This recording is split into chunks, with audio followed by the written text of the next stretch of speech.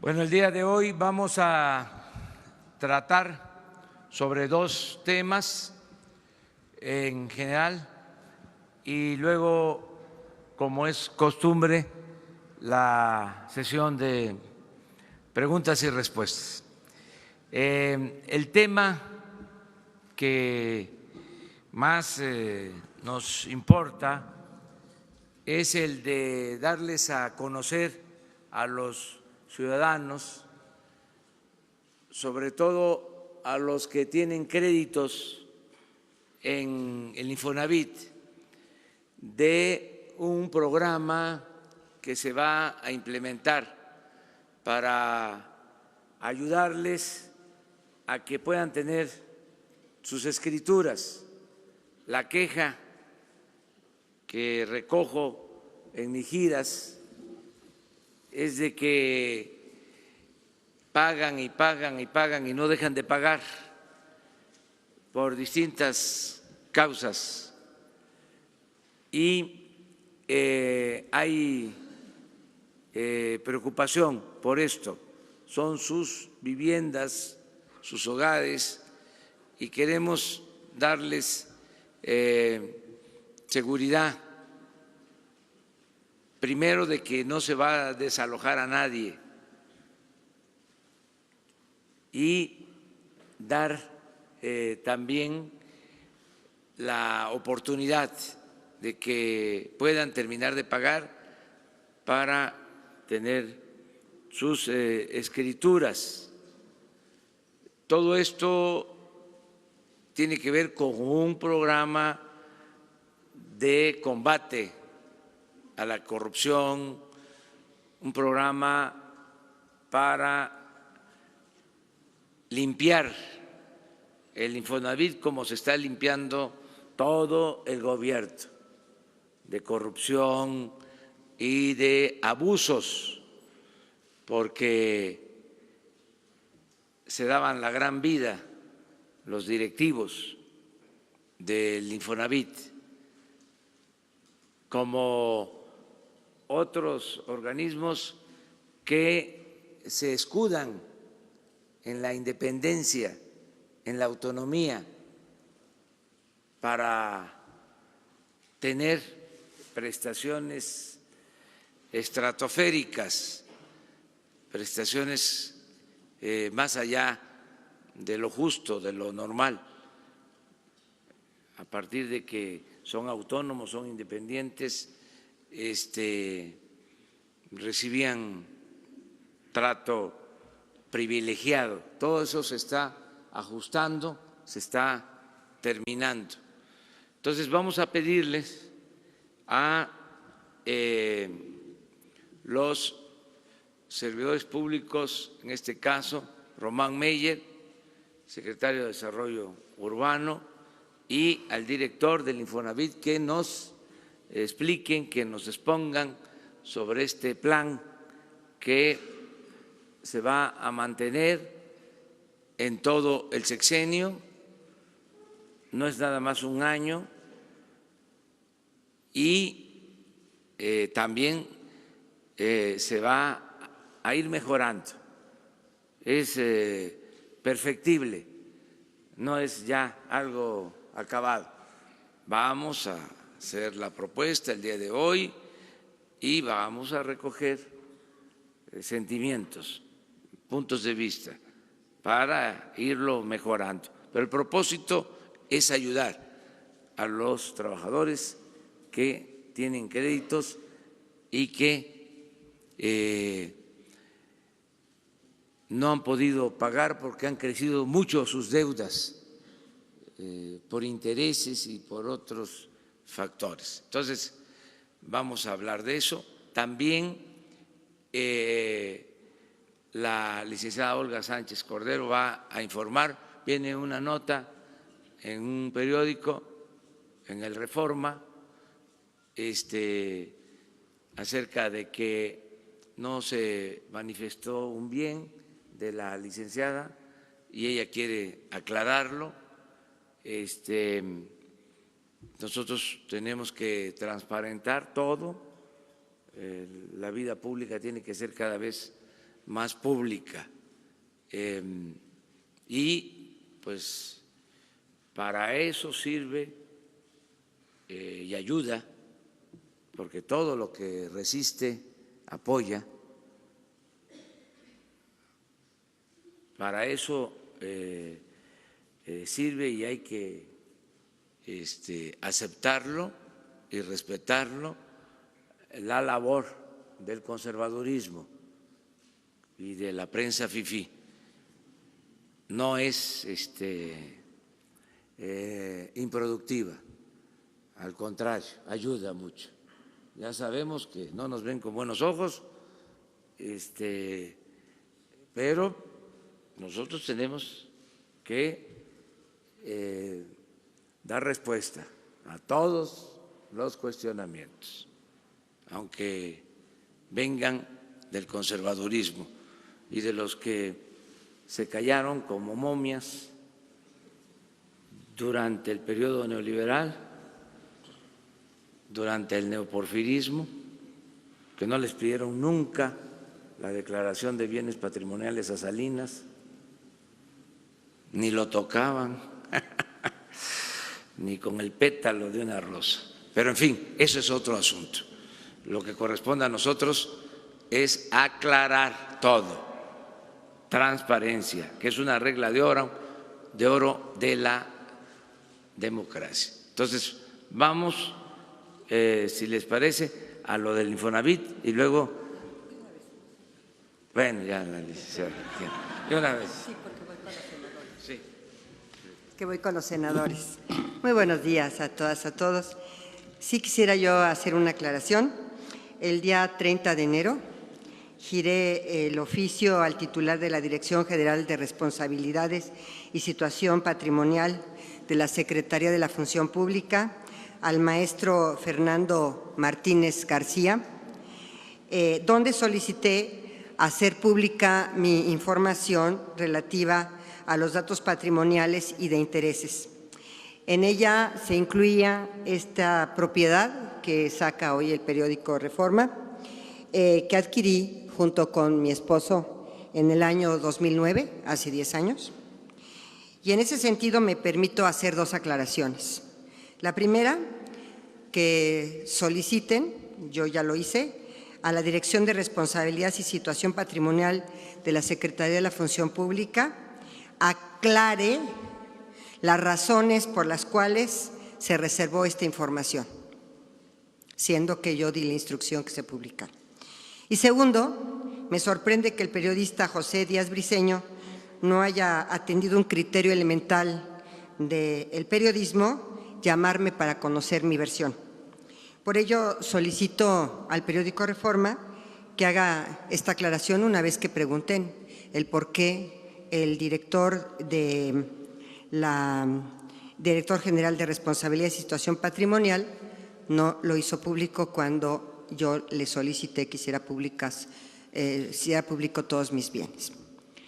Por otra parte, también decirles que, como me ven, estoy muy bien de salud, por si alguien me ha enfermado varias veces, y me encuentro en condiciones óptimas de mi salud personal. Muchas gracias a todos. Gracias, presidente. Gracias. La licenciada va a tener que retirarse porque tiene tiene una reunión con senadores, entonces le permitimos que se ausente. Gracias. Y muchas gracias. Bueno, también nos acompaña el secretario de Hacienda, Carlos Ursúa. Entonces, sí, pasamos a lo del Infonavit. Adelante. Muchas gracias, presidente. Buenos días a todos ustedes. Buenos días al secretario de Desarrollo Agrario, Territorial y Urbano, Román Meyer, y buenos días también al secretario de Hacienda, el doctor Carlos Ursúa. Saludo también a los compañeros de los medios de comunicación y a todos los trabajadores que seguramente nos siguen a través de sus redes sociales en este ejercicio informativo y democrático. El presidente me ha pedido que informe a ustedes sobre el programa que tenemos en el Infonavit para beneficiar a los trabajadores que menos tienen y más lo necesitan y que enfrentan saldos crecientes en sus créditos del Infonavit. Pero antes quisiera hacer un pequeño diagnóstico sobre la situación de la política nacional de vivienda.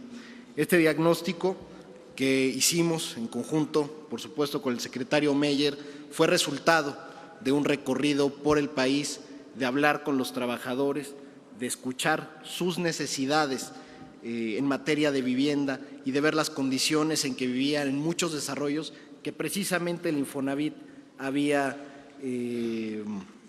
desarrollado.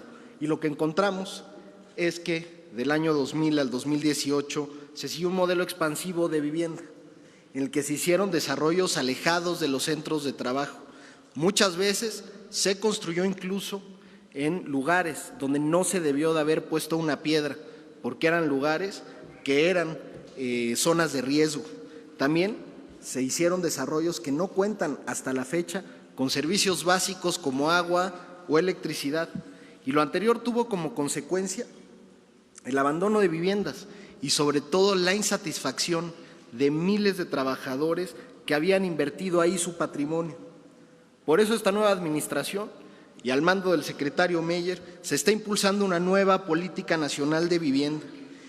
Y ha sido enfático el secretario en que garanticemos el derecho humano a una vivienda adecuada, asequible, cercana a los centros de trabajo para los trabajadores. Y nosotros desde el Infonavit vamos a ser parte de esa nueva política nacional de vivienda. Y por eso queremos ajustar las líneas de financiamiento de los trabajadores para entenderlos y atender sus necesidades. Vamos a impulsar, por ejemplo, un programa de autoconstrucción. Y en materia de cobranza social, que ya lo decía el presidente, estamos haciendo un nuevo esquema para que ya no haya despojos ni haya maltratos a los trabajadores. Estamos trabajando en conjunto con la Comisión Nacional de los Derechos Humanos, primero para diagnosticar qué ha pasado en materia de cobranza y segundo, para poder hacer un nuevo esquema que respete el derecho humano a la vivienda. Finalmente, vamos a apoyar a los trabajadores de menores ingresos. Estamos trabajando con los sectores económicos que se representan en el propio instituto, el sector de los trabajadores y el sector de los empresarios, para aumentar los montos máximos de crédito. Esto permitirá que los trabajadores de menores ingresos puedan efectivamente acceder a una vivienda. Esta nueva política se presentará el mes de abril en conjunto con la Política Nacional de Vivienda. Y para hacer todos estos cambios, hemos decidido que teníamos que tener dos objetivos institucionales de manera clara. Uno, ser una institución más eficiente, y esto nos iba a permitir, por supuesto, cumplir nuestro segundo objetivo, que es dar más beneficios a los trabajadores. Y sobre el primer punto les quiero decir los avances que hemos tenido hasta la fecha. Desde el 14 de diciembre, que inició la nueva administración, nos pusimos como meta ahorrar 2,000 millones de pesos del gasto operativo del instituto. Lo que habíamos observado es que en el sexenio anterior el gasto operativo había crecido en un 80%, sin que el número de créditos aumentara. Es decir, se estaba haciendo simplemente más caro operar el mismo número de créditos. Y a la fecha, en tan solo un mes, hemos logrado ya recortes por 1,200 millones de pesos sin que se haya afectado las metas operativas del instituto. Al contrario, en el mes de enero hemos otorgado más créditos de lo que se había hecho en el mismo periodo de 2018 y de 2017. Hemos también propuesto al Consejo de Administración los lineamientos para un nuevo tabulador salarial para los altos directivos del instituto, que sean congruentes con las políticas de austeridad, eficiencia y buen gobierno que ha puesto esta nueva administración federal. Esta nueva tabulador, este nuevo salario, tendrá que ser aprobado por la Asamblea del Instituto en el mes de abril. Sin embargo, en el periodo que corre entre enero y abril, estamos haciendo un mecanismo de donación del excedente del salario de los altos funcionarios con respecto al del presidente de la República. También estamos haciendo una reestructura organizacional para evitar duplicidad de funciones y para poder optimizar las funciones que hoy realiza cada una de las áreas. Y finalmente, vamos a cambiar nuestro marco normativo en materia de compras. Hasta diciembre del año pasado, el 92% de lo que compraba el instituto era a través de adjudicación directa o de unos mal llamados procedimientos especiales que aplicaban a distintas materias de compras.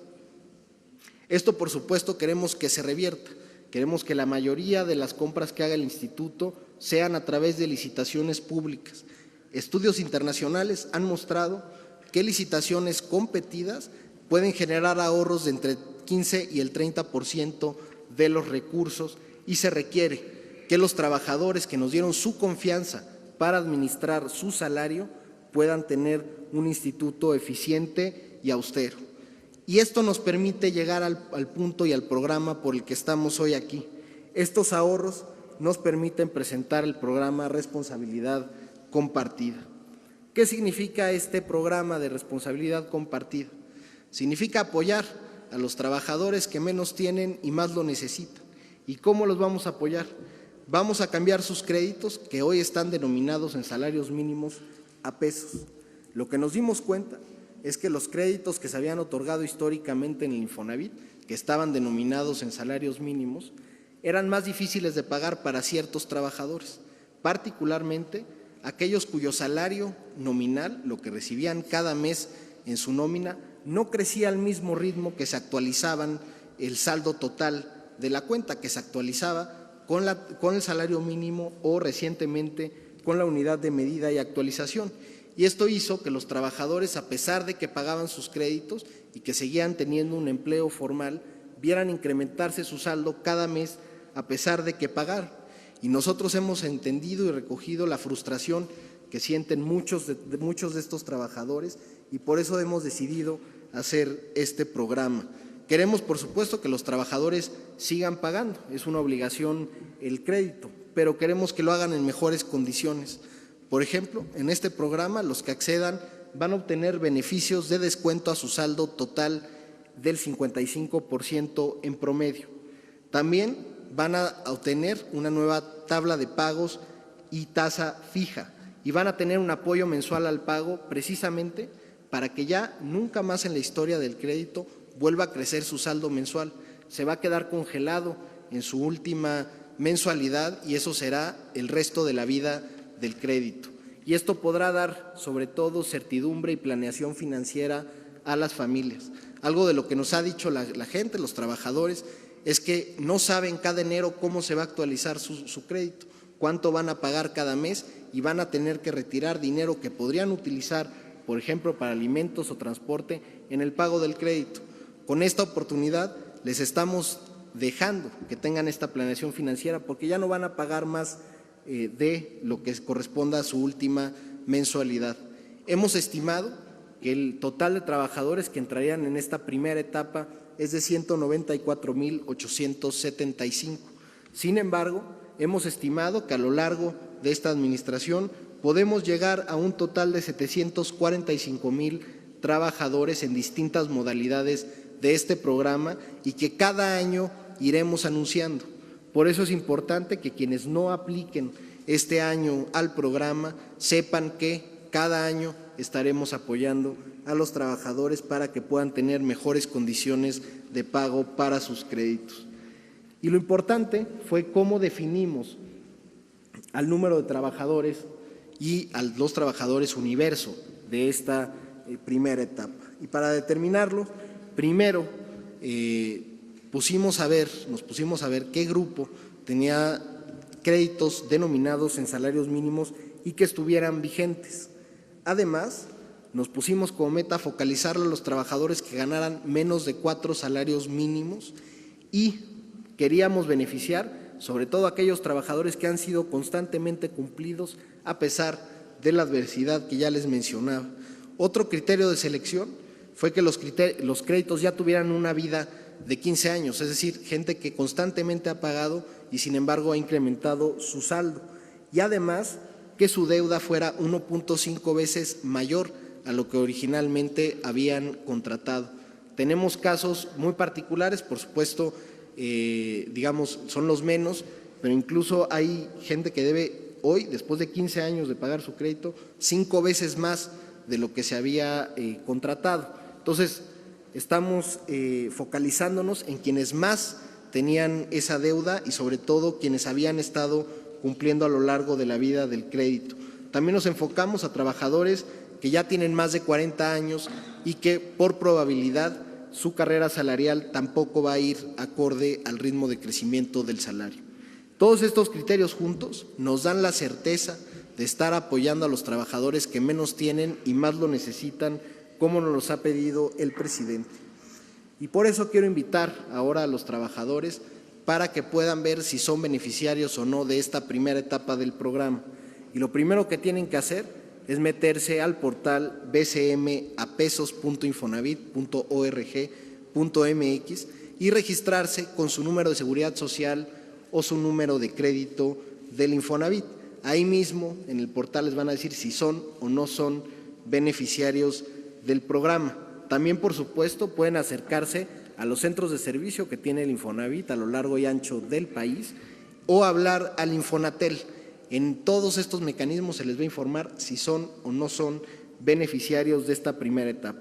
Y de aquí, desde el día de hoy hasta el 1 de marzo, estaremos, por supuesto, invitando a todos los trabajadores a que actualicen sus datos de contacto.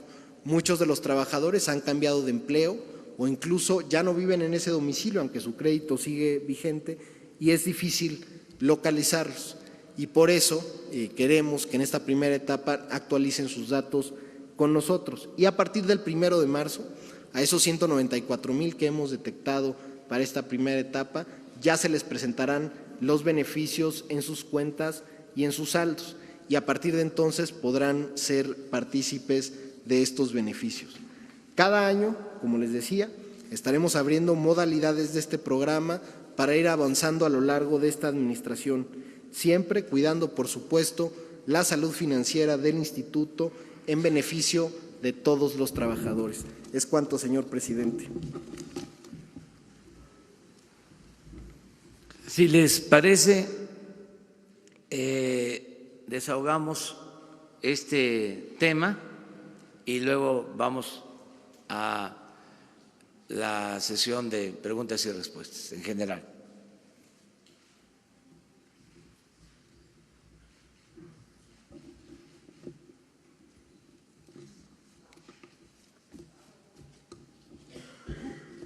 Señor director, yo quisiera preguntarle que si ha encontrado tranzas del señor David Penchina en la administración del Infonavit, recordando que él fue presidente de la Comisión de Energía del Senado y quien delineó la reforma energética, porque él en su discurso de despedida dijo que dejaba un Infonavit financieramente sólido, con un portafolio de 1.4 billones de pesos y un patrimonio cercano a los 200,000 millones de pesos. Esa es mi primera pregunta. Mi segunda pregunta sería, ¿existe la posibilidad que el ahorro de los trabajadores que administran en Infonavit pasen a las administradoras del fondo para el retiro, para que tengan mayor pensión los jubilados? Y finalmente, Infonavit reporta al Buró de Créditos la puntualidad o retraso de los trabajadores de Infonavit. ¿Seguirá esta práctica? Gracias. Muchas gracias por la pregunta. Sobre el primer aspecto, quiero decirles que estamos, por supuesto, revisando cómo se encontraba el instituto. Hay que recordar que tuvimos la posesión a partir del 14 de diciembre. Estamos analizando, por supuesto, cómo se encuentra y estamos pidiendo, por supuesto, a la auditoría interna, que depende del Consejo de Administración, que haga una investigación sobre los procesos que se siguieron en la administración anterior. Sobre el particular del exdirector, lo que se tiene que decir es lo que ya hemos dicho aquí. Nosotros encontramos un gasto operativo que había aumentado en 80% durante el sexenio pasado y que no se otorgaban más créditos. Entonces es importante revisar ese gasto operativo, sobre todo porque hubo partidas de gasto específicas del presupuesto que aumentaron más del doble en el año 2018. Entonces estamos revisando todas esas partidas. Yo, en las conferencias de prensa mensuales que doy en el instituto, estoy desahogando todos esos temas. Ahorita lo que nos convoca es, por supuesto, la ayuda a los trabajadores que menos tienen y más lo necesitan con el programa de conversión a pesos. Sobre el tema de las Afores es importante sobre todo estar en coordinación con la Secretaría de Hacienda.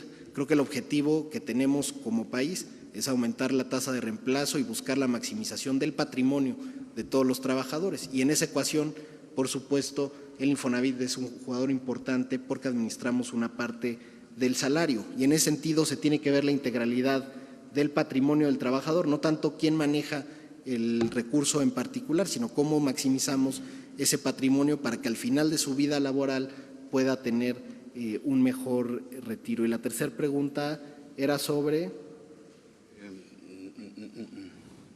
el buró de crédito. El buró de crédito, digo, es una práctica que se empezó recientemente, también la estamos revisando. El objetivo de esa, lo que tiene que ver es no apretar demasiado al trabajador, tiene un objetivo social que debería de ser indicativo. Actualmente se está usando de manera pues muy vinculante, pero debería de ser indicativo, y lo que nos ayuda a ver es si el trabajador, además de pagar su crédito, va a poder pagar otras deudas que tiene, por ejemplo, en tiendas de autoservicio y demás, que tiene pagos chiquitos, pues esos pagos chiquitos al final le quitan liquidez mensual. Entonces, lo que menos queremos hacer es que sea una carga adicional el pago patrimonial. Entonces, estamos revisando la práctica para ver si realmente tiene sentido en la originación de los créditos.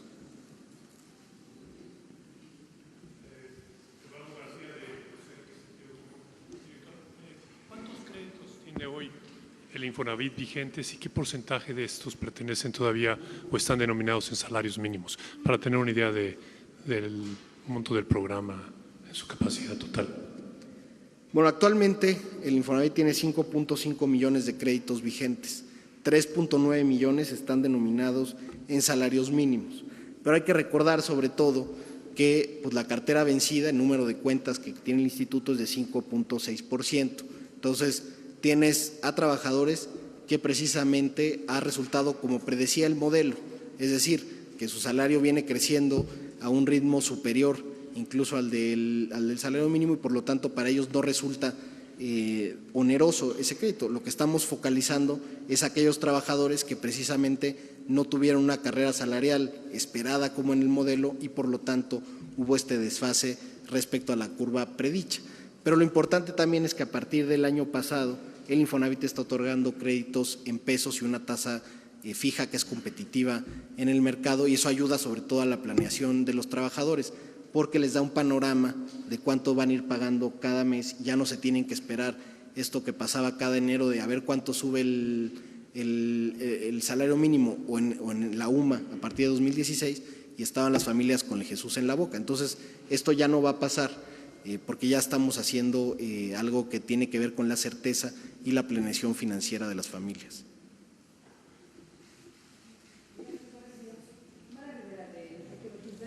Quisiera preguntarle si dentro de los programas que tiene previstos, ¿qué se va a hacer con estos 5 millones de viviendas que se decía estaban abandonadas en el país por condiciones inhóspitas y por toda la serie de irregularidades que se presentaron como falta de servicios mínimos?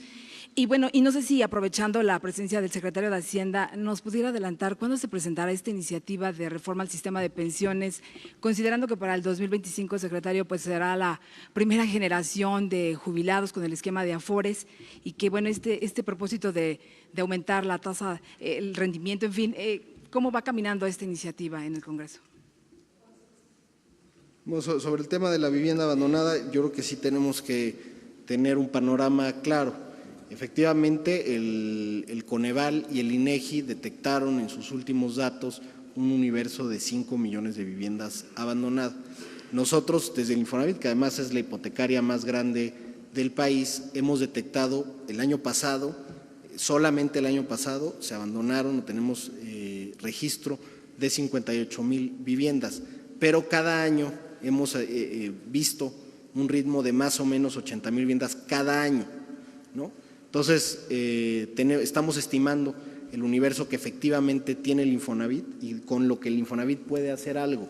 Entonces, es muy importante tener esta claridad. Estamos trabajando, por supuesto, con la SEDATU para que podamos tener un programa de recuperación de vivienda abandonada que tenga un sentido de recuperación del entorno urbano, porque lo que había venido pasando es que agarraban esas viviendas abandonadas, las subastaban a terceros para que las arreglaran, pero arreglaban un pequeño número de casas y los acreditados los volvían a abandonar. Entonces estaban desperdiciando recursos de todos. Entonces paramos ese programa de subastas desde que llegamos, el 19 de diciembre lo paramos y estamos diseñando en conjunto con la SEDATU mecanismos para que se pueda recuperar el entorno urbano con estas viviendas abandonadas. Pero sí, primera vez vamos a estimar el universo y los daremos a conocer exactamente cuántas tenemos dentro de nuestra cartera hipotecaria. Eso es independiente, por supuesto, de casas que se hayan abandonado y hayan sido créditos otorgados, por ejemplo, por el Fobiste o la banca. Nosotros solo podemos ver lo que está dentro de la propia cartera del Infonavit. Sobre el sistema, doctor. Buenos días. Déjenme quizá clarificar 2 o 3 términos. Como ustedes saben, en el caso de la seguridad social, en este momento tenemos 2 regímenes diferentes. Uno que nos toca a los viejos, casi nadie de los que están aquí, a mí sí me toca, en el que básicamente lo que se tiene es el llamado sistema solidario, donde quien va atrás de uno le paga a uno la jubilación, ¿no? Es un sistema no de cuentas individualizadas, sino un sistema que antiguamente se llamaba solidario y que todavía sigue existiendo en muchos países del mundo, incluido Estados Unidos. En el caso de nosotros, de México, pues ya tenemos un sistema a partir de los 90 diferente. De cuentas individualizadas, y a eso se refiere la pregunta. En este caso, pues se tiene una cuenta individualizada donde el trabajador y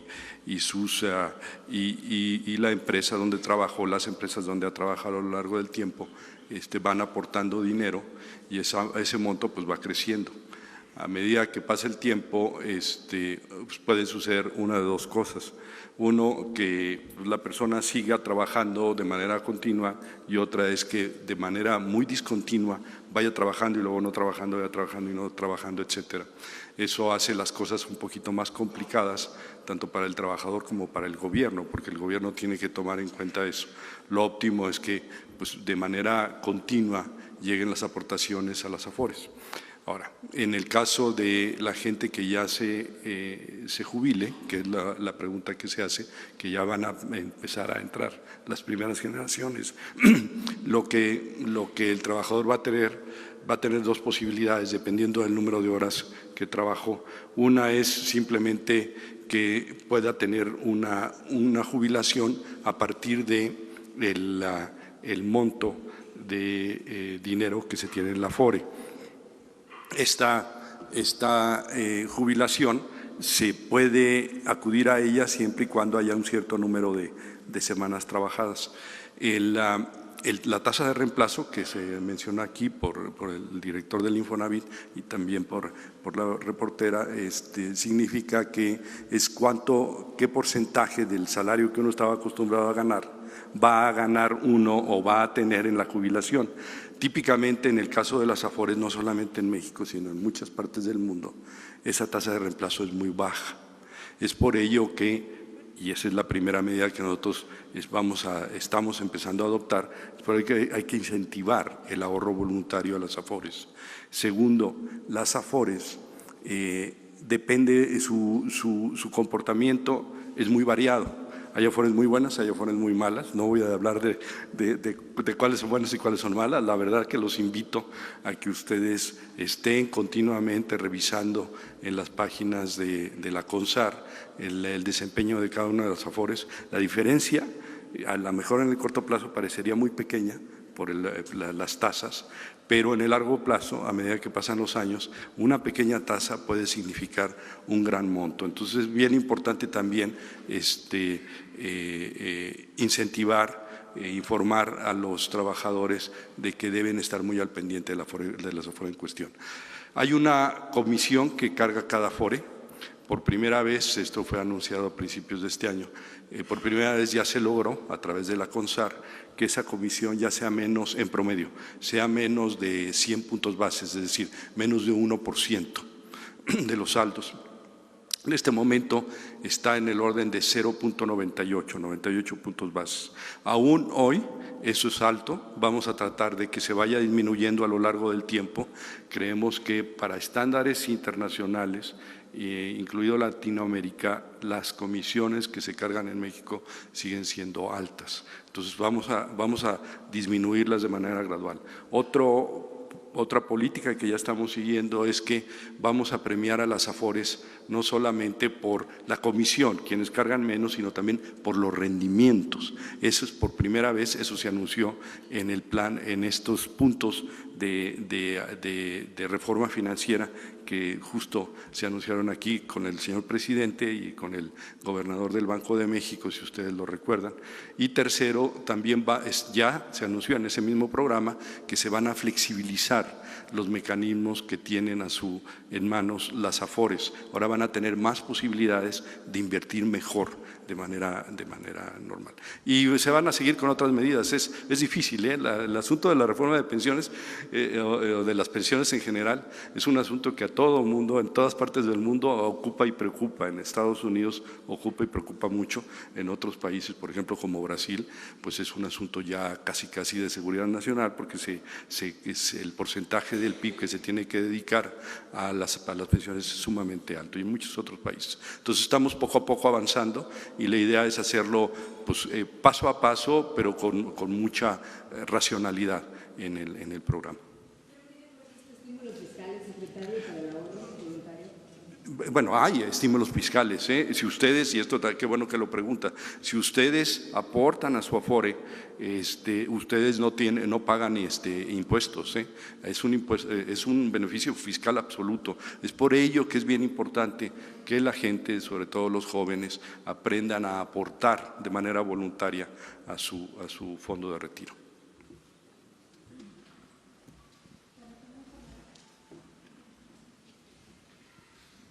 Dos más, ¿les parece? Y entramos a… Gracias, director. Rocío Jardines, de W Radio. Preguntarle algunos asuntos de Infonavit en este análisis que ustedes están comenzando a hacer al interior del instituto. ¿Qué han encontrado en tema de fraudes? Se supo que 2 trabajadores de Nayarit participaron en fraudes en el estado contra alrededor de 60,000 derechohabientes. ¿Qué es lo que ustedes han visto a nivel nacional y si han previsto algún tipo de programa para evitar estos fraudes que se dan también para las personas que no tienen dinero para pagar a un notario y no pueden pues obtener sus escrituras y que jamás las obtendrán porque las inmobiliarias llegan a vender los inmuebles y tienen la deuda ante el instituto? Y por último también preguntarle si habrá algún tipo de, o si han proyectado algún tipo de programa con Foviste para equilibrar los pagos en créditos mancomunados, porque Foviste, siempre un trabajador del Estado paga menos en crédito que un trabajador que tiene Infonavit. Gracias. Muchas gracias. Sobre el tema, por supuesto que mencionas de Nayarit y que también ha pasado en Coahuila, solo informarles que están siendo investigados por las instancias jurisdiccionales locales. Ellos determinarán lo conducente sobre lo que se determine de la conducta que se cometió. Sin embargo, nosotros como administración nueva, por supuesto, estamos colaborando con la Fiscalía General de la República en los casos que ha intervenido la Fiscalía, que es el caso específico de Nayarit. Ahí hemos aportado datos nosotros como administración sobre cómo se llevan a cabo estos procesos de cobranza y sobre todo recalcar que estos procesos de cobranza están permitidos por las legislaciones locales. En ese sentido, el Infonavit no es autoridad para decir que cambien las leyes, pero se permite por las legislaciones locales. Y en particular, esto que estaba pasando en Coahuila y Nayarit, particularmente, por ejemplo, en Coahuila se están llevando a cabo juicios masivos que suman 130,000 créditos y en el caso de Nayarit suman 32,000 créditos. Eso es lo que nosotros tenemos detectado como números y que se están llevando en esos juzgados. Y lo que pasaba, para los compañeros que no tengan claridad sobre el tema, es que personas o trabajadores que tenían sus casas, por ejemplo en Chihuahua, y que habían caído en cartera vencida y por lo tanto se habían ido a un proceso judicial de recuperación de cartera, esos juicios de gente de Chihuahua se llevaban a cabo en Nayarit o en Coahuila y ahí mismo es que se juzgaban a través de edictos y cosas que permiten, insisto, las propias leyes locales. Nosotros, yo como director, el 27 de diciembre solicité a la auditoría interna de la institución que investigara las responsabilidades que pudieran haber tenido servidores públicos de la institución y sobre todo revisar los procesos en materia de cobranza social. Y esa es la razón por lo que les decía al principio. Y estamos trabajando un mecanismo de colaboración con la Comisión Nacional de Derechos Humanos para mejorar nuestro mecanismo de cobranza. Lo que había pasado es que el Infonavit había tercerizado prácticamente todo y había perdido su responsabilidad en esa materia. Nosotros creemos que sobre todo al ser una instancia de seguridad social tenemos que estar cercanos a los trabajadores. Por eso queremos cambiar la parte de los mecanismos de cobranza social. Estamos trabajando con la Comisión Nacional de Derechos Humanos y ya les iremos informando cómo va a quedar el nuevo mecanismo, por supuesto, con todo lo que la ley nos dice y nos mandata, que es efectivamente poder hacer procesos judiciales en caso de que se necesiten, pero también ser muy sensibles a la realidad de los trabajadores y sobre todo a la realidad del mercado laboral mexicano y teniendo como base que se trata de un derecho humano que está consagrado en nuestra Constitución. Entonces, estamos haciendo todo eso y informaremos, por supuesto, lo que lleguemos con la Comisión de Derechos Humanos. ¿Quién? Sobre el tema de Foviste también, estamos revisando, como saben está el crédito Infonavit Foviste que aplica para cónyuges, lo que estamos viendo es cómo ampliarlo, uno para compartir mejor el tema de los pagos, que es lo que decías, pero también para que los créditos no solo puedan aplicar a cónyuges, sino padres e hijos y cualquier otra relación familiar que pueda servir para ampliar el monto de crédito y puedan obtener una mejor vivienda. Entonces, en ese sentido, con el vocal ejecutivo de Foviste, estamos trabajando un mecanismo para que pueda ser mucho más fácil, pero además más amplia la gama de posibilidades de combinar créditos Infonavit, Foviste, incluso también trabajadores que vienen del sector público al privado o viceversa, pues tener la posibilidad de una efectiva movilidad de las cuentas de vivienda. Entonces, estamos haciendo ese programa con Foviste, es muy importante para nosotros, sobre todo en mercados específicos donde el Infonavit no es tan fuerte como la Ciudad de México, ahí el Foviste es un aliado muy importante para nosotros. Buenos días, Sara Pablo de Radio Fórmula. Preguntarle al director del Infonavit, ¿cuántas viviendas se encuentran en zonas de alto riesgo donde no debían haberse construido? ¿Cuál es el estatus y si siguen ahí? Y si me permite al secretario de Hacienda preguntarle sobre el tema de las Afores, porque se había dicho que había habido una pérdida por el tema del aeropuerto, de la cancelación del aeropuerto en Texcoco. Muchos usuarios han registrado en sus estados de cuenta alguna pérdida en su ahorro. ¿A qué se debe esto? Si tiene que ver o no con el aeropuerto. Gracias. Bueno, el caso de viviendas en zonas de riesgo, el número exacto, digamos, no lo tenemos, pero estamos realizando estudios en zonas que nos preocupan. Particularmente en Chihuahua ha habido zonas que se han detectado incluso que son inundables, ¿no? Entonces ahí nos están haciendo un estudio que una vez que lo tengamos también tendremos una mecánica de solución que estamos trabajando con el propio secretario Meyer.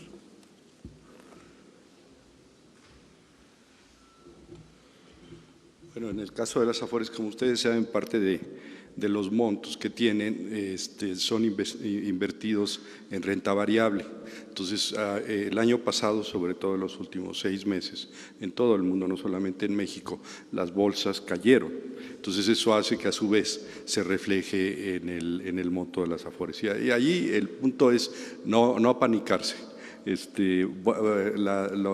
Sobre todo en el caso de inversión en renta variable, pues suben y bajan las cosas, pero en el largo plazo la tendencia siempre es positiva. ¿Tiene algo que ver eso con el aeropuerto? No, de ninguna manera. A lo mejor el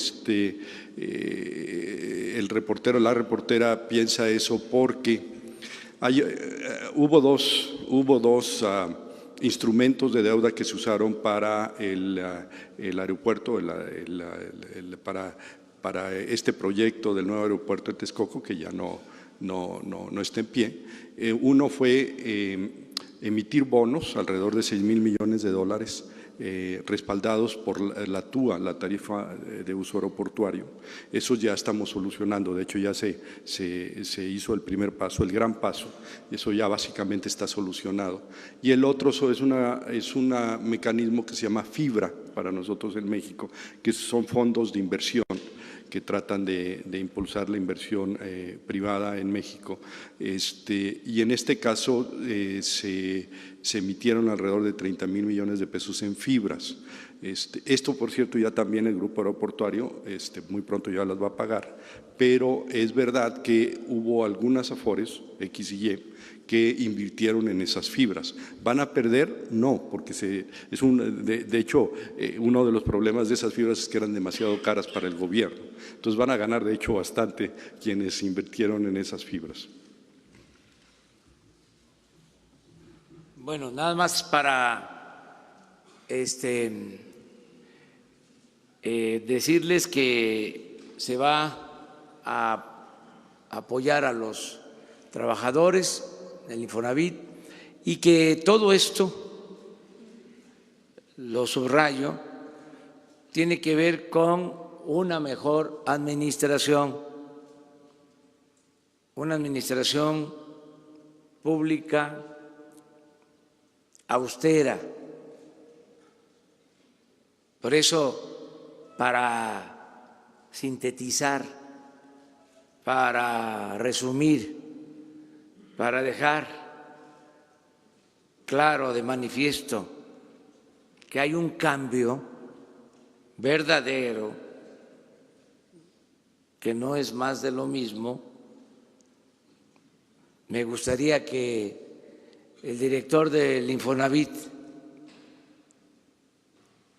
les dijera cuánto está ganando y cuánto ganaba el anterior director del Infonavit. No es acusar a nadie, es demostrar de que ya no es lo mismo, de que no solo hubo cambio de gobierno, sino hay cambio de régimen, que ya estamos en la cuarta transformación de la vida pública del país. A ver, director. Claro que sí, presidente. La anterior administración, el director en el periodo de enero a diciembre de 2018 recibió en un salario integrado en términos brutos 9.3 millones de pesos.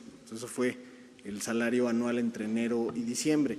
Si lo dividiéramos en términos brutos, sería algo así como, pues más o menos 700,000 pesos, un poquito más. Sí, es 9.3 millones de pesos entre los mensual, ¿cuánto? ¿no? Mensual, pues son 745,000 pesos, ¿no? Entonces, eso era el salario que recibía en términos brutos el anterior director. Yo, como hice el compromiso con el presidente, me puse, porque además en el Infonavit se estilaba que se ganara lo que uno quería, me puse un salario equivalente al de 107,500 pesos. Entonces, eso es lo que yo voy a estar ganando en términos netos, que en términos brutos debe ser como 150,000 pesos, ¿no? Entonces, si se fijan, a lo largo del año yo voy a tener un salario equivalente al 1,800,000 pesos contra 9,300,000 pesos. Está bien el ejemplo, ¿ah? Bueno, ahí queda eso. Ahora sí, vámonos a la sesión abierta. Muchas gracias. Siéntese.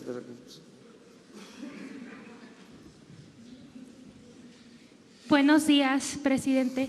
Shaila Rosagel, de Grupo Gili, periódico El Imparcial, La Crónica de Mexicali y Frontera de Tijuana. Presidente, sobre el tema de Tijuana, me gustaría nada más saber si tienen un tiempo específico para empezar a ver los resultados allá con esta estrategia que se está implementando para disminuir la violencia, y si nos pudiera hablar un poquito sobre las otras regiones que adelantó ayer, que también se van a ver, ¿no? Y también preguntarle sobre la frontera. Ya Estados Unidos empezó a regresar a migrantes que piden solicitud de asilo a la frontera de Tijuana. ¿cómo el gobierno federal cómo va a apoyar? ¿Tienen algún programa, algo para apoyar a los migrantes que están ahí, que se están quedando allí? Y sobre todo, ¿por qué México está aceptando, ¿no? Tener a los migrantes ahí ante esta decisión de Estados Unidos? Y sobre los beneficios fiscales para la frontera norte, ¿ya hicieron alguna evaluación sobre qué porcentaje de empresas ya redujeron el IVA allá y lo difícil que ha sido para esta central esquema de beneficios? Hace unos días la Coparmex dijo que solamente en el caso de Tijuana 15% habían podido integrarse a este programa. Aprovechando que está aquí el secretario de Hacienda, a ver si nos puede explicar un poquito sobre esto. Y ya para finalizar, presidente, y no extenderme mucho, hay una creciente demanda sobre la cuestión de su seguridad. Usted ayer dijo que volvió a reiterar pues que no va a hacer algo extra, ¿no?, para mejorar su seguridad, pero también ha dicho que hará caso a lo que el pueblo diga. ¿Usted pensaría someter a consulta la cuestión de su seguridad, presidente, ante esta demanda que hay para ello? Gracias. Mire, acerca de la primera pregunta, el transcurso del día de hoy va a haber una conferencia de prensa organizada por Jesús Ramírez para informarles sobre el plan al que hicimos referencia el día de ayer, que incluye Tijuana y otras regiones en donde ha habido un incremento en homicidios. Hoy el secretario de Seguridad Pública, Alfonso Durazo, y los responsables de este plan, desde luego el secretario de la Defensa, el secretario de Marina, van a informarles sobre este plan que inició el lunes. Comenzó este plan en Tijuana. Ese día o un día antes se habían registrado 20 homicidios en Tijuana. El día de ayer ya fueron 4. No es para echar las campanas al vuelo, pero ya se está interviniendo. Y así en otras regiones.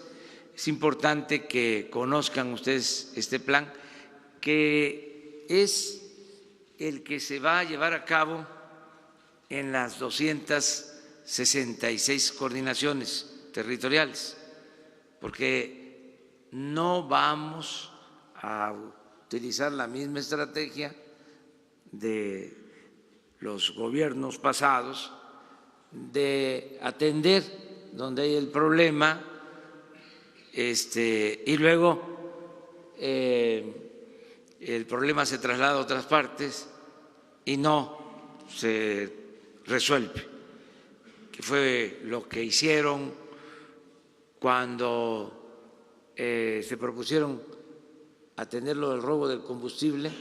Ahora me aclaran, me mandan a decir de que sí, había una acción, pero se centró básicamente en el ducto de Minatitlán, en Azcapotzalco, y en particular en los límites de Veracruz y Puebla, en esa zona.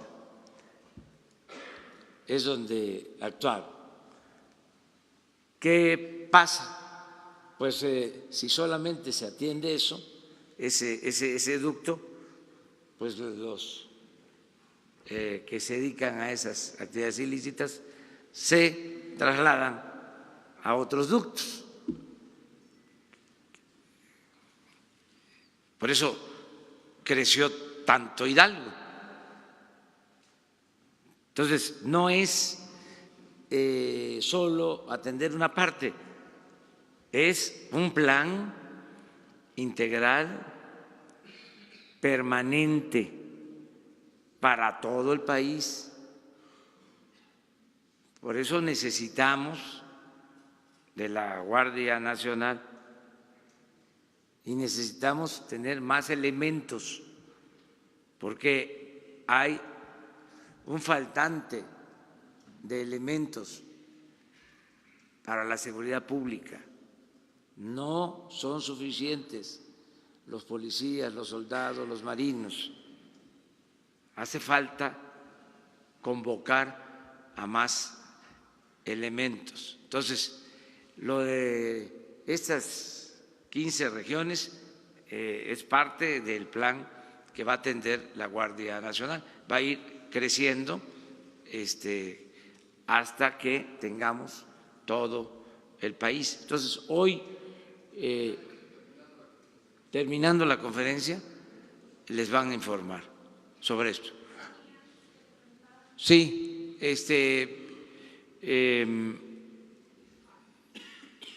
se está ordenando la migración en el sur, se les está pidiendo que de manera voluntaria se inscriban, se apunten.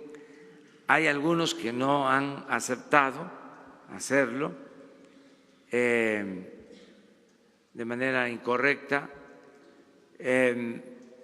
Hay quienes sí se están registrando, esto es muy importante, es para atenderlos mejor, para defenderlos, para respetar sus derechos humanos.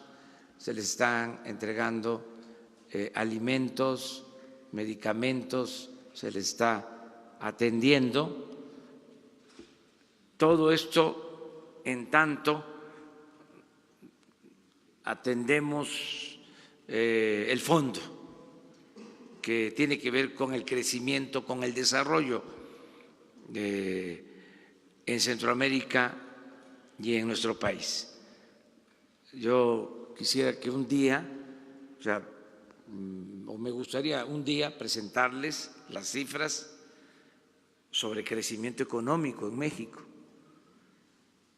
porque es muy claro cómo el sureste se quedó rezagado. La única excepción en crecimiento y creación de empleos es Quintana Roo, en el sureste. Entonces, ¿por qué la migración? Pues porque no hay oportunidades de trabajo.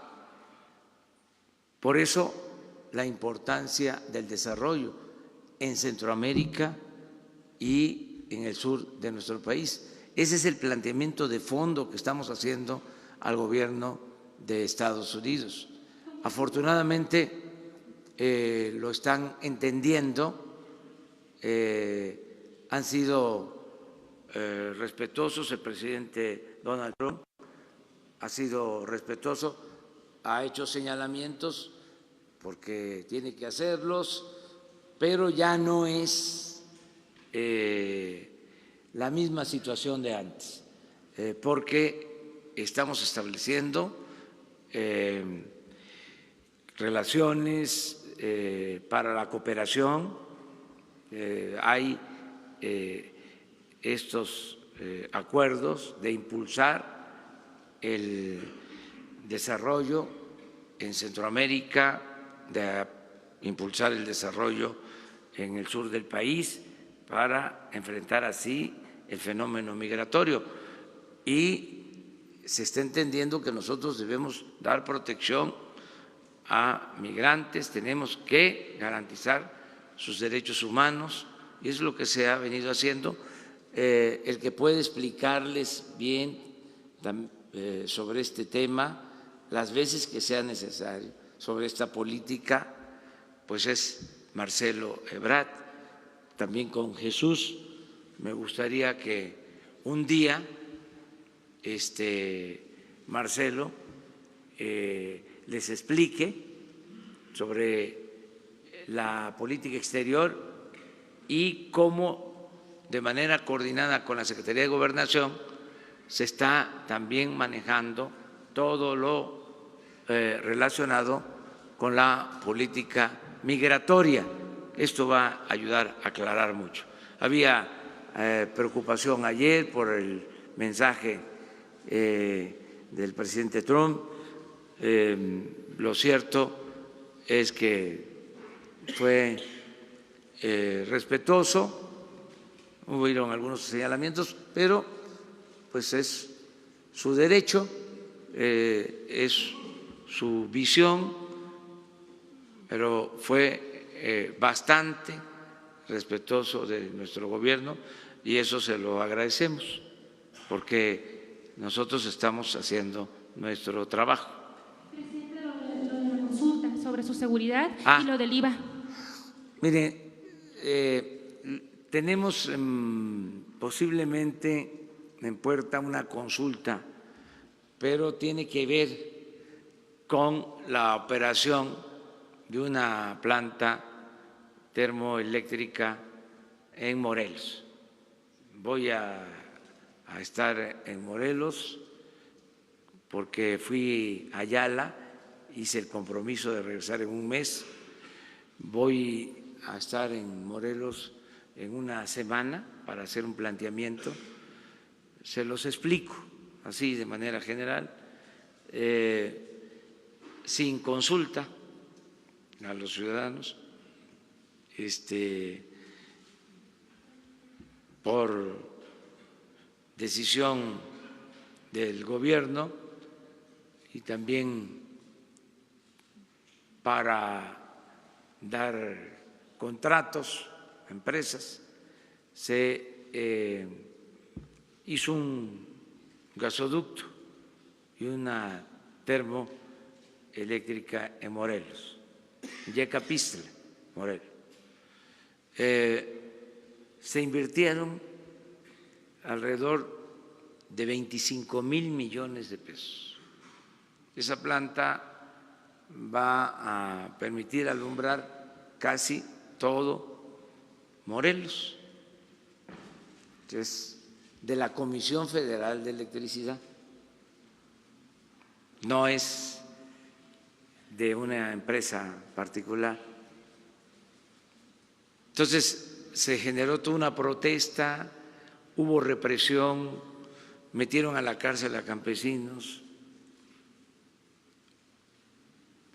Y ahora estamos ante una situación muy especial. Faltan 100 metros de ducto, de gasoducto, para echar a andar la planta y producir energía. Es inversión del pueblo, es energía para el consumo de los mexicanos y también para que no aumente el precio de la energía. Y hay oposición porque fueron atropellados. Esto lo hicieron los gobiernos anteriores. Muy mal.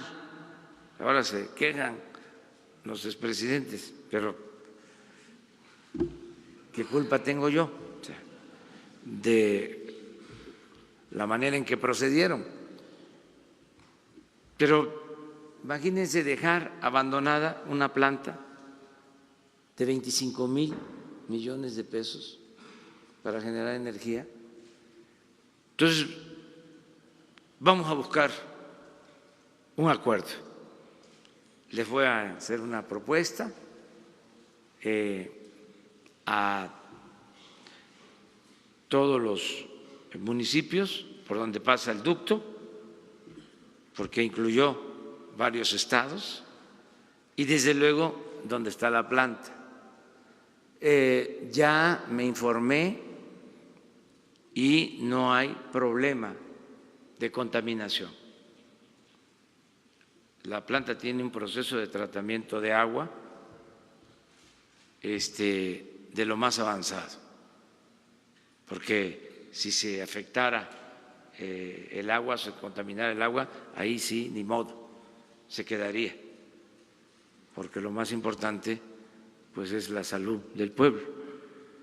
Pero hay estudios y hay certificación de que no existe esa contaminación del agua. De todas maneras, lo voy a poner a consideración de los ciudadanos y va a haber una consulta para que todos opinen. Vamos a dar la información y que se decida sobre este asunto. No, les hablo de esta. Yo me siento muy tranquilo, estoy muy bien con mi conciencia y estoy muy bien con el prójimo. Entonces, no tengo ningún problema, ninguna amenaza real. Yo estoy apoyado, respaldado, protegido por millones de mexicanos. Puedo pasar donde hay una manifestación. Ayer que íbamos a Querétaro, una manifestación de maestros despedidos, me bajé y me respetan y yo les agradezco eso. Entonces, no hay enemigos, no tengo enemigos, hay diferencias. ¿Saben con quiénes? Con los de arriba, con los políticos o con dirigentes. Por ejemplo, ahora hay inconformidad con lo de las estancias, pero es arriba. La gente sabe, por ejemplo, los niños de las estancias van a tener apoyo. Lo que no queremos es la intermediación onerosa, costosa, fraudulenta. Ya eso se termina. Las organizaciones campesinas, los líderes, con todo respeto, que están inconformes, sí, porque ya no se les va a dar dinero a las organizaciones. Entonces, que se manifiesten, son libres, vamos a garantizar el derecho a disentir, pero no vamos a cambiar, porque tenemos las cuentas de cuánto se les daba a las organizaciones. Eso es irregular, por decirlo menos. ¿Cómo se le va a dar dinero del presupuesto público a una organización que forma parte del Poder Ejecutivo? ¿Quién es el que ejecuta? Pues el gobierno es el que lleva a cabo las acciones.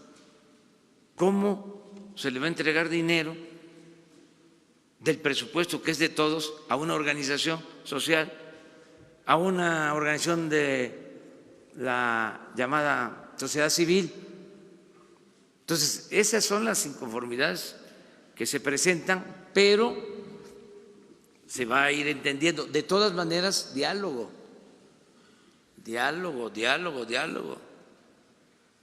Tenemos que convencer y persuadir. ¿De acuerdo?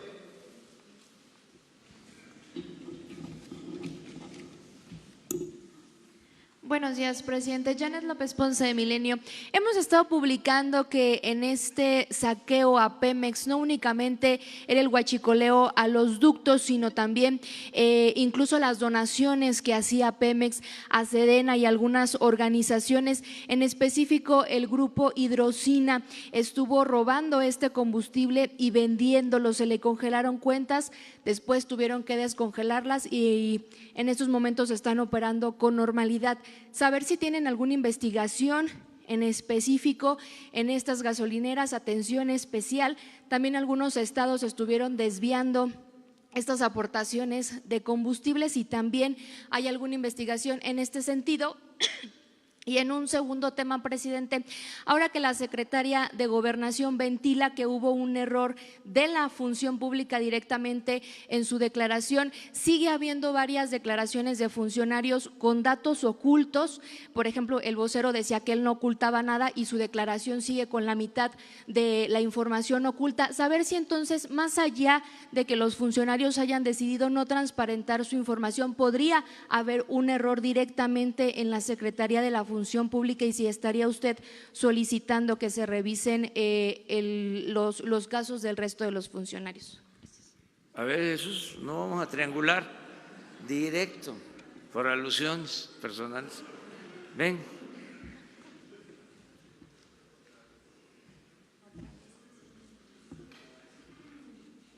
En mi declaración, como todos muchos funcionarios, establecimos, hay una serie de opciones en el formulario y ahí establece que hacer públicas este tipo de datos sobre otros ingresos, bienes, propiedades, en fin, todo esto. Y ahí está, yo cuando llené mi solicitud, bueno, la declaración, puse que todo fuera abierto. Entiendo que hay en el formato mismo oculta datos de la presentación pública, aunque yo tenga acceso a verlos. Entonces, creo que hay un problema ahí del sistema, no es tanto un asunto de no declaración. Porque ya investigué y ya pregunté a la función pública qué problema había al respecto y es un tema técnico que van a resolver. Entonces, ¿podría haber más casos como este, presidente, que sea un error directamente de la función pública? Sí, pero se aclara porque no hay ningún problema. Oye, a ver, ¿cuántos bienes tienes tú? Un solo vehículo. Y estoy pagándolo todavía, es un crédito. A ver, pero ¿qué bueno, más? Es que en tu caso aparece, por ejemplo, en tu caso, Jesús, oculto el saldo de tus cuentas bancarias, el monto de tus vehículos, el monto de cuánto pagaste por muebles en tu casa, todo eso aparece oculto, pero dices que tú sí El menaje de la casa, el crédito que tengo del vehículo, que dicho de paso, 226,000 pesos estaba tasado cuando lo hice la contratación del crédito, en fin, todo es abierto. Creo que es un problema del sistema que esas cejillas o ventanillas no se abren al público, pero pues mis cuentas bancarias son los ingresos que tengo como funcionario público, no tengo más. Pero por esto, precisamente, pues no hay ningún problema en transparentar los bienes, porque se seleccionó muy bien a los colaboradores, de gente honesta. No se puede llevar a cabo una transformación cuando el objetivo es acabar con la corrupción y con la impunidad con gente deshonesta. Entonces, se escogió a funcionarios que no les importe tanto el dinero. Hay muchos servidores públicos como Jesús, el secretario de Hacienda me decía, sí, ahora vamos a aclararlo, porque digo, para que vean que no somos iguales. El secretario de Hacienda me decía, me llevó la propuesta de la reducción del salario y me dijo, aquí hay esta, creo que del 40% y esta otra del 50% de disminución. Y le dije la del 50%. Oye, pero si tú te bajas el sueldo, los de abajo los van a tener que reducirse mucho. Ahorita estábamos hablando en el caso del Infonavit, se rayó porque yo gano 108. ¿Y tú cuánto? 107,500. O sea, pero por eso, porque sí, estaba arriba y para que se cumpliera con la Constitución, pero le dije a Carlos, a ver, ¿cuánto ganas de investigador en el TEC de Monterrey? Como investigador con la mayor clasificación, ¿sí? Director de un centro de estudios especializados, pues no llegaba a esto, a lo que ahora está ganando. Entonces le digo, te rayaste. Pero ¿saben por qué era su preocupación? Porque vive de su sueldo el señor secretario de Hacienda. Entonces, por eso no tenemos ningún problema en dar a conocer lo de los bienes. Y así va a seguir. Y si hay falta de información sobre alguna manifestación de bienes y eso, aquí lo aclaramos sin ningún problema, lo hacemos. Sí, sí. El caso de esta distribuidora de gasolina, tengo la información que es un juicio que está en la Fiscalía General. Eso es lo que puedo comentarles. Adelante. Gracias, buenos días. Alberto Rodríguez, SDP Noticias. En este espíritu de dar a conocer los salarios, los bienes, aprovechando que está aquí el secretario Meyer, no sé si nos puede decir cuánto ganaba su predecesora. Y bueno, el caso del señor Durazo no había predecesor, pero sí en el caso de Ursúa también había predecesor. No sé si tengan el dato ahorita.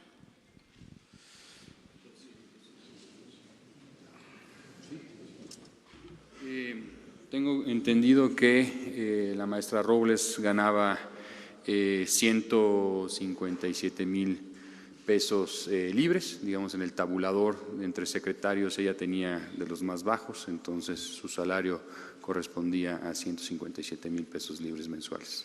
¿Y tú? Yo igual que el resto, 107,499, ¿no?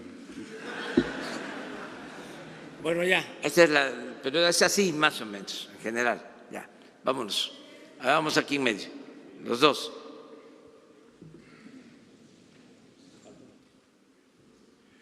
Buenos días, presidente. Jocelyn Gutiérrez de Político.mx, para preguntarle más bien su opinión. Este día se asegura en columnas que su gobierno tiene un guardadito y que la gasolina debería costar 4 pesos más de lo que está actualmente, lo cual no ocurre por el IEPS.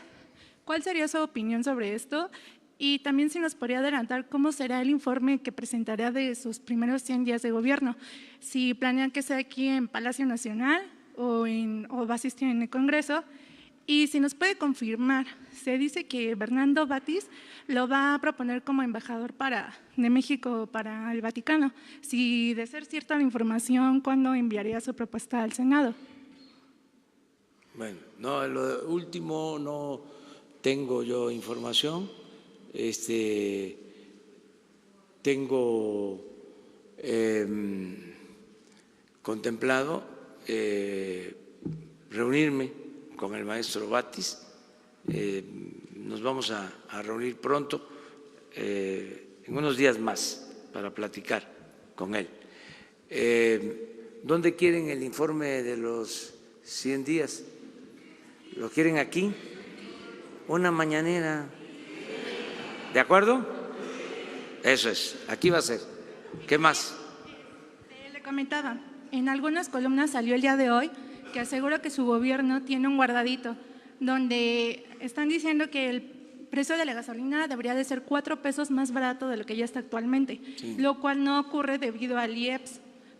¿Cuál es su opinión al respecto? Pues que está bajando la gasolina desde que llegamos, un poquito, pero está bajando.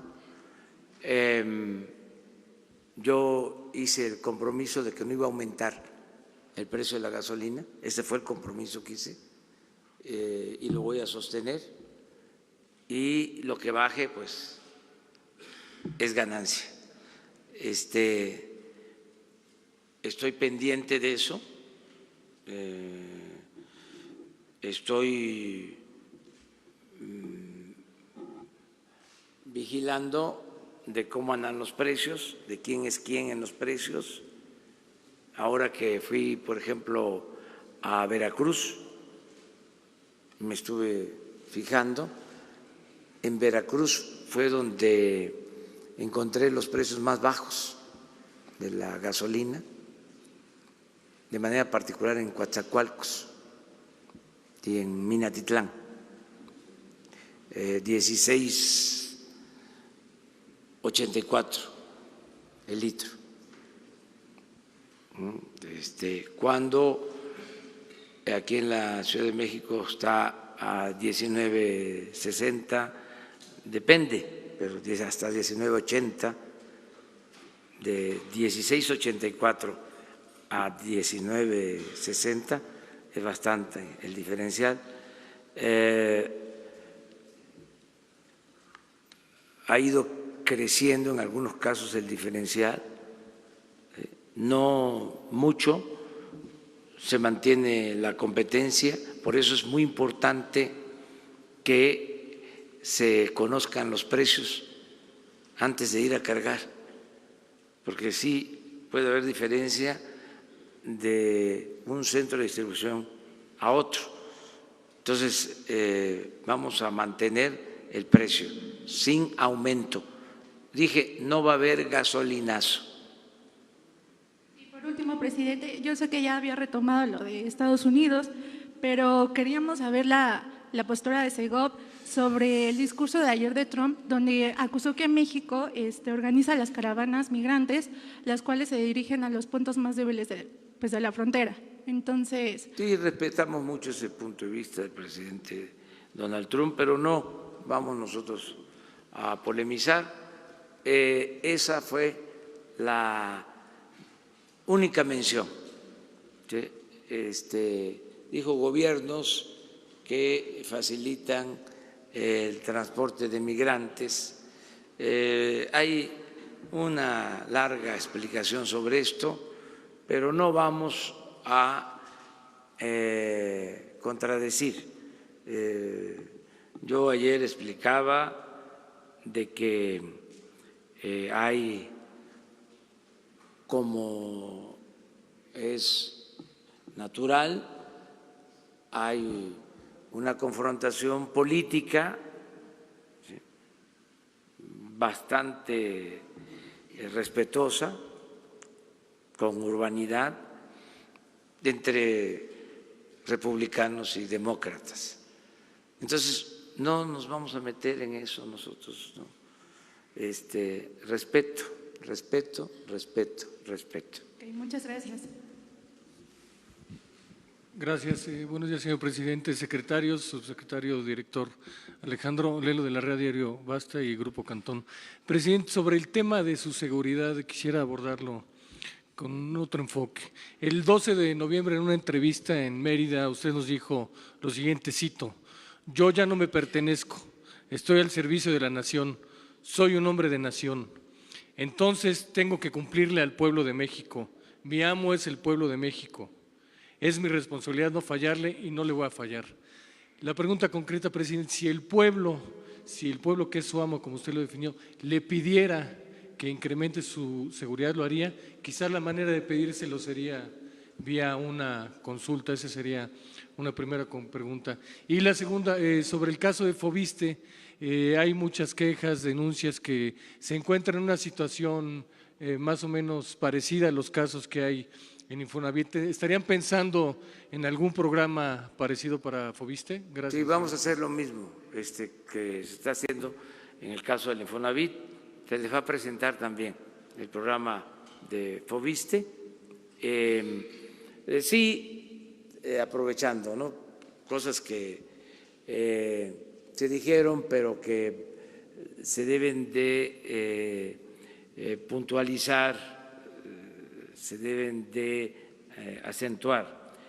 Se acaba el negocio de la construcción masiva de departamentos entregados a empresas inmobiliarias vinculados con políticos.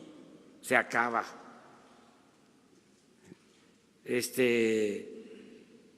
Ya No se van a seguir construyendo huevitos de 30 metros, que son contrarios a los derechos y a la dignidad de las familias. Se acaba la corrupción. No se van a seguir construyendo unidades habitacionales en zonas bajas, inundables, solo porque dan los permisos autoridades a cambio de sobornos. Ya no se van a devastar cerros. Es totalmente contrario al medio ambiente y yo no sé por qué en esos tiempos los ambientalistas no decían nada. Llega uno a una ciudad histórica, bella, un patrimonio de la cultura de nuestros pueblos. Y a la entrada, devastado un cerro y construidas miles de viviendas, de departamentos de estos, o sea, afectando todo. Y como aquí se dijo, sin servicios, viviendas que cómo las van a ocupar si no tienen servicio, si no tienen transporte, si las hicieron a kilómetros de los centros de trabajo, pero era el negocio de las inmobiliarias, de los políticos. Eso se termina ya. Ya el que tenga incumplimiento, porque muchas veces ni siquiera entregaban bien las unidades, defraudaban a la gente. Esto de Infonavit, de Foviste, pero también de inmobiliarias que defraudaron a muchos ciudadanos. No vamos nosotros a tolerar eso. Eso era parte de la corrupción, de los moches. Por eso subrayo de que los conservadores son muy corruptos, además de hipócritas. Les gustan mucho los billullos. Son muy corruptos. Los conservadores, hagan ustedes la investigación, todo me lo dejan a mí.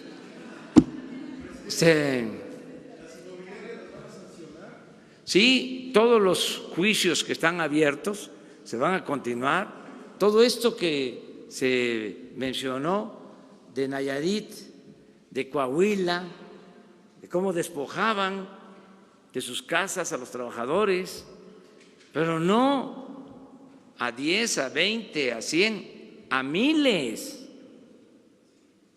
Toda esa corrupción se acaba.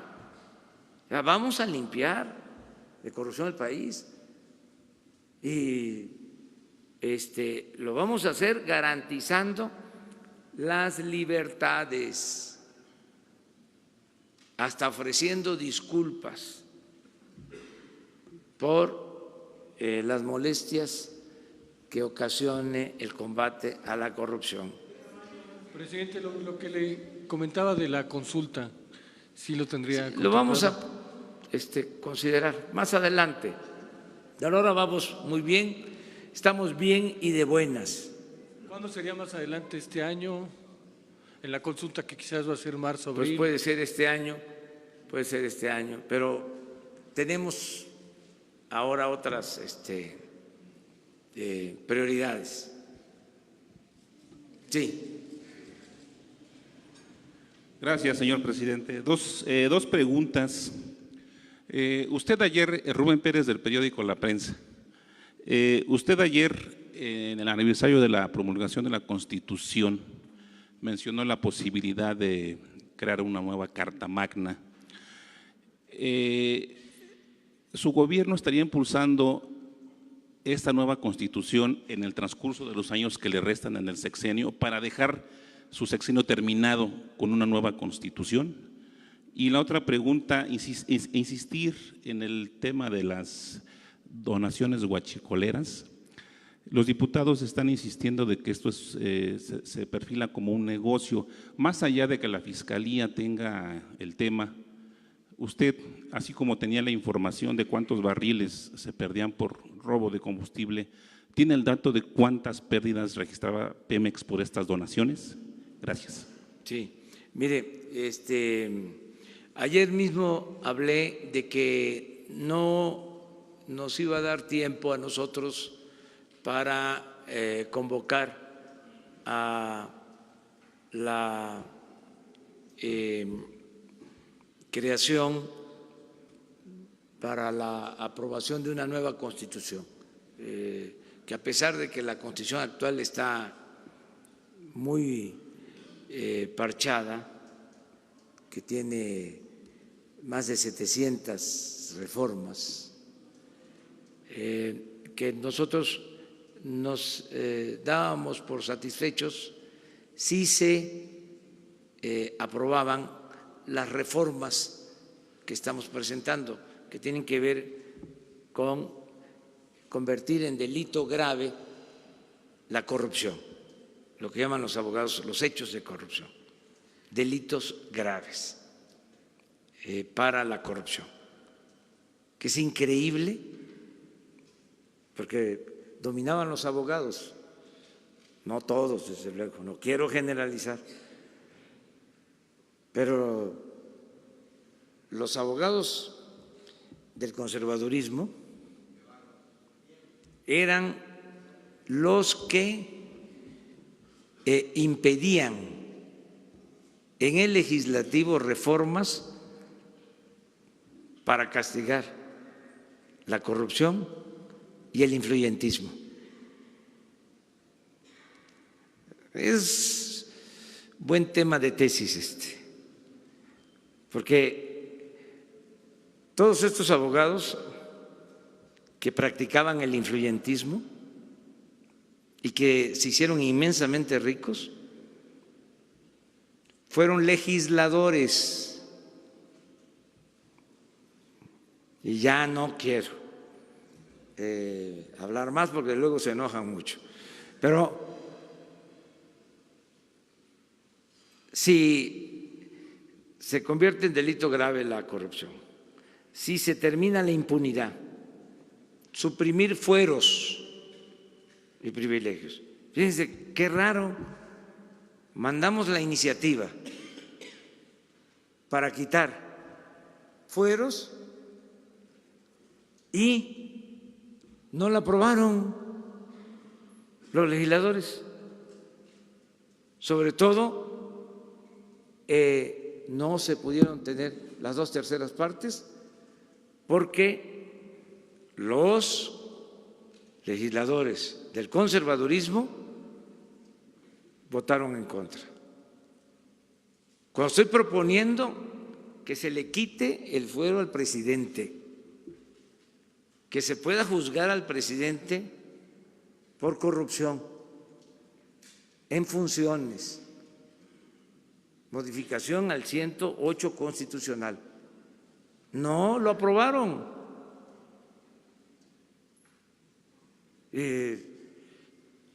¿Por qué? Porque saben que si eso queda establecido ya no lo van a poder quitar. Y mi propósito es que se vayan sentando las bases de un verdadero cambio, de modo que en el futuro, toco madera, si regresaran, que les cueste trabajo dar marcha atrás a los avances logrados, porque van a querer retrogradar. Así son los conservadores. Esa palabra es de los liberales del siglo XIX, retrogradar. Entonces, nos damos por satisfechos si se acaba la corrupción, que legalmente se castigue, que se castigue la impunidad, o mejor dicho, que no haya impunidad, y 3, que haya democracia. Porque muchas desgracias se han padecido por falta de democracia, por gobiernos que han sido impuestos mediante fraude electoral. Entonces, si establecemos el hábito democrático y se establece como delito grave el fraude electoral, que signifique cárcel sin derecho a fianza, que signifique cárcel sin derecho a fianza al que utilice el presupuesto para favorecer a partidos, para favorecer a candidatos, el que compre votos, el que reparta a despensas, frijol con gorgojo, que sea sancionado. Con eso no haría falta, en lo que corresponde a nosotros, ¿sí?, una nueva Constitución. Pero no descarto la posibilidad de que las nuevas generaciones lo hagan, porque sería conveniente. Ayer se hablaba de que es la Constitución que ha permanecido por más tiempo, 102 años. La del 1824 llega a su fin con la nueva Constitución de 1857 y la del 57 con esta vigente del 17. Y ya llevamos 102 años con la misma Constitución, además muy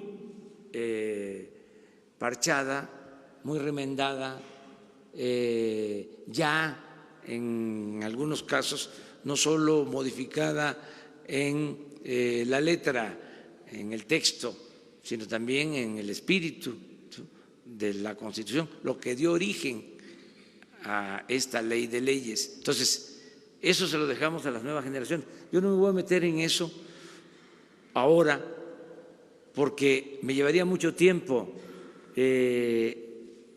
No están aprobando ni las reformas que estamos proponiendo. Imagínense llamar a un constituyente para una nueva Constitución. Sería muy desgastante. El dato de las donaciones de huachicoleros. Sí, no tengo el dato exacto, pero lo voy a solicitar, a ver si lo tenemos, ¿sí?, de las donaciones. Es donaciones, ¿verdad? Sí. En el caso de Pemex, ¿y donaciones de qué tipo? A ver. Este tema que están insistiendo los diputados, sobre todo los de la Comisión de Presupuesto, que dicen que esta cesión de combustible, lo que comentaba la compañera de Milenio, que involucra hidrocina, todas estas anomalías que los diputados refieren que se están convirtiendo en un negocio o que se convirtieron en un negocio. Sí, eso sí hay información de las distribuidoras de Pemex generalmente dona combustible, por ejemplo, a Sedena, a estados, a organizaciones. Sí. Hay donaciones, por ejemplo, de emulsión asfáltica para hacer caminos. Sí. De eso debe haber información. No se donaba, sino terminaban haciendo negocio con esas donaciones. Sí, puede ser. Sí, no. Es que para donde se voltea a ver, ¿sí?, ya no se habla, por ejemplo, de los carros tanques, o carro tanque, pero imagínense que dan un anticipo para comprar carro tanque y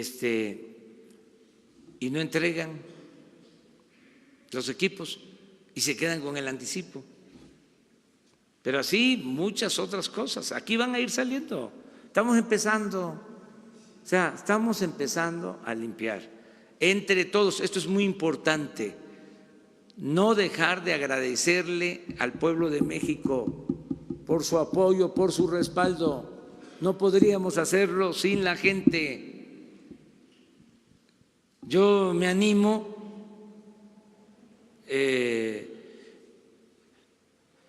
saco fuerza, no me canso, me aplico a fondo, me entrego a esta causa porque tengo el respaldo de la gente, tengo el respaldo de los ciudadanos. Entonces, es una labor de todos. Mucha gente está totalmente de acuerdo y quiere el cambio. ¿Y saben quiénes más quieren el cambio? Más que nadie, los jóvenes. Por eso, a veces yo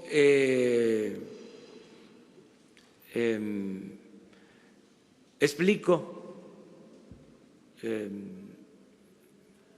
no hablo de corrido, ya lo saben, pero sí trato de explicar más, de contextualizar,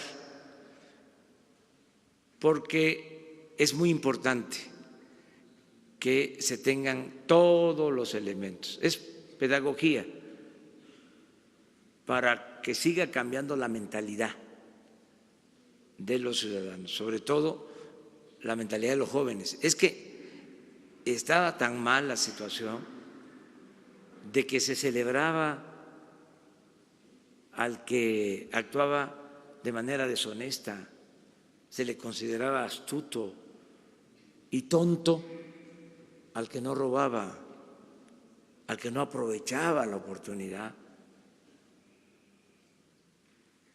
Esa era la subcultura, ¿no?, que estaba tratando de imponerse. Ahora tiene que moralizarse la vida pública y no cuesta mucho trabajo porque la gente así lo quiere y por los valores que hay en las familias, en los pueblos. Nuestro pueblo, se burlan algunos, y los que están acostumbrados a la tranza se burlan cuando hablo de pueblo bueno, pero es cierto, lo mejor que tenemos es nuestro pueblo, y la mayor riqueza de México, la mayor riqueza de México es la honestidad de su pueblo. Por eso pues vamos a poder salir de la crisis, porque esa es la cultura que nos ha salvado siempre nuestro pueblo. Entonces, claro que está allá arriba, echado a perder, cuando uno habla del pueblo bueno, cuando uno dice de que el pueblo es honesto, ¿no? No lo entienden, ¿no? Porque ellos están hechos, formados y acostumbrados a triunfar a toda costa, sin escrúpulos morales de ninguna índole. Pero nuestro pueblo no. La mayoría del pueblo de México no. Por eso también se puede, porque son unos cuantos, es una minoría la que está aferrada a la corrupción. No es todo el pueblo, o sea, la gente es buena por naturaleza. Ya se pasó la hora, ya nos vamos, pero aquí viene la información sobre lo de seguridad. Muchas gracias. Sí, continúa de una vez, ¿no?